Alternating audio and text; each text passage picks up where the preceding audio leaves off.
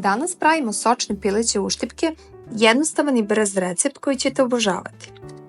Za ovaj recept nam je potrebno 650 g pilećeg mesa, 2 jaja, 1 kašičica soli, 1 kašičica aleve paprike, biber po ukusu, 2 kašike majoneza, 2 kašike brašna, malo peršuna, beli luk u prahu i malo kačkavalja.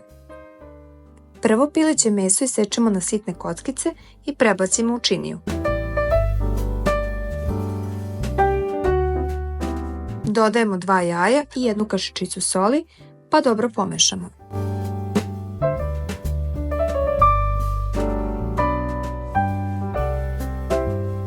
Zatim dodajemo alevu papriku, biber i 2 kašike majoneza.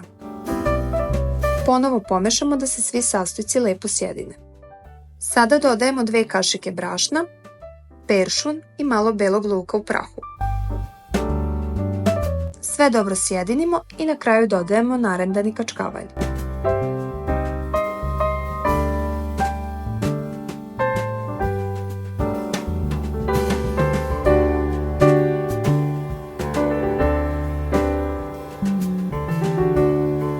Smesu ostavljamo u frižider na 15 minuta da se lepo poveže.